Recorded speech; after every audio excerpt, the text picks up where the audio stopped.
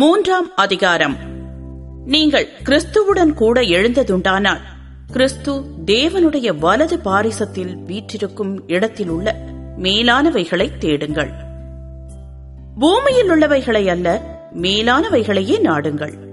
ஏனென்றால் நீங்கள் மரித்தீர்கள், உங்கள் ஜீவன் கிறிஸ்துவுடனே தேவனுக்குள் மறைந்திருக்கிறது.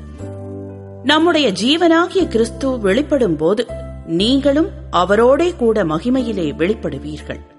ஆகையால் விபசாரம், அசுத்தம், மோகம், துர்இச்சை, விக்கிரகாராதனையான பொருளாசை ஆகிய இவைகளை பூமியில் உண்டு பண்ணுகிற உங்கள் அவயவங்களை அழித்து போடுங்கள். இவைகளின் பொருட்டே கீழ்ப்படியாமையின் பிள்ளைகள் மேல் தேவ கோபாக்கினை வரும். நீங்களும் முற்காலத்தில் அவர்களுக்குள்ளே சஞ்சரித்த போது அவைகளை செய்து கொண்டு வந்தீர்கள். இப்பொழுதோ கோபமும் மூர்க்கமும் பொறாமையும் உங்கள் வாயில் பிறக்கலாகாத தூஷணமும் வம்பு வார்த்தைகளுமாகிய இவைகளையெல்லாம் விட்டுவிடுங்கள். ஒருவருக்கொருவர் பொய் சொல்லாதிருங்கள். பழைய மனுஷனையும் அவன் செய்கைகளையும் களைந்து போட்டு தன்னை சிருஷ்டித்தவருடைய சாயலுக்கொப்பாய் பூரண அறிவடையும்படி புதிதாக்கப்பட்ட புதிய மனுஷனை தரித்துக் கொண்டிருக்கிறீர்களே, அதிலே கிரேக்கன் என்றும் யூதன் என்றும் இல்லை, விருத்த சேதனம் உள்ளவன் என்றும் விருத்த சேதனம் இல்லாதவன் என்றும் இல்லை, புறஜாதியான் என்றும் புற தேசத்தான் என்றும் இல்லை, அடிமை என்றும் சுயாதீனன் என்றும் இல்லை. கிறிஸ்துவே எல்லாரிலும் எல்லாமுமாயிருக்கிறார். ஆகையால் நீங்கள் தேவனால் தெரிந்து கொள்ளப்பட்ட பரிசுத்தரும் பிரியருமாய் உருக்கமான இரக்கத்தையும் தயவையும் மனத்தாழ்மையையும் சாந்தத்தையும் நீடிய பொறுமையையும் தரித்துக் கொண்டு ஒருவரையொருவர் தாங்கி ஒருவர் பேரில் ஒருவருக்கு குறைபாடு உண்டானால் கிறிஸ்து உங்களுக்கு மன்னித்தது போல ஒருவருக்கொருவர் மன்னியுங்கள். இவை எல்லாவற்றின் மேலும் பூரண சர்க்குணத்தின் கட்டாகிய அன்பை தரித்துக் கொள்ளுங்கள். தேவ சமாதானம் உங்கள் இருதயங்களில் ஆழக்கடவது. இதற்கின்றே நீங்கள் ஒரே சரீரமாக அழைக்கப்பட்டீர்கள். நன்றியறிதல் உள்ளவர்களாயும் இருங்கள். கிறிஸ்துவின் வசனம் உங்களுக்குள்ளே சகல ஞானத்தோடும் பரிபூரணமாக வாசமாயிருப்பதாக.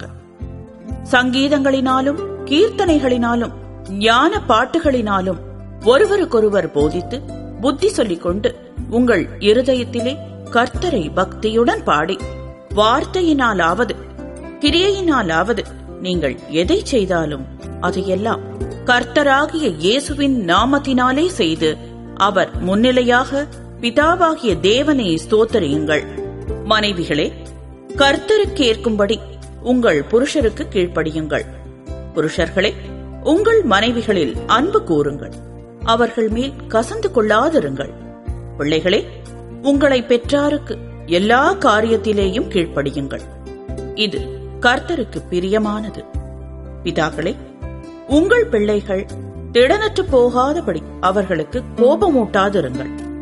வேலைக்காரரே, சரீரத்தின்படி உங்கள் எஜமான்களாயிருக்கிறவர்களுக்கு எல்லா காரியத்திலேயும் கீழ்ப்படிந்து நீங்கள் மனுஷருக்கு பிரியமாயிருக்க விரும்புகிறவர்களாக, பார்வைக்கு ஊழியம் செய்யாமல் தேவனுக்கு பயப்படுகிறவர்களாக கபடமில்லாத இருதயத்தோடே ஊழியம் செய்யுங்கள். நீங்கள் கர்த்தராகிய கிறிஸ்துவை சேவிக்கிறதினாலே சுதந்திரமாகிய பலனை கர்த்தராலே பெறுவீர்கள் என்று அறிந்து எதை செய்தாலும் அதை மனுஷர்களுக்கென்று செய்யாமல் கர்த்தருக்கென்றே மனப்பூர்வமாய் செய்யுங்கள். அநியாயம் செய்கிறவன் தான் செய்த அநியாயத்துக்கேற்ற பலனை அடைவான். பட்சபாதமே இல்லை.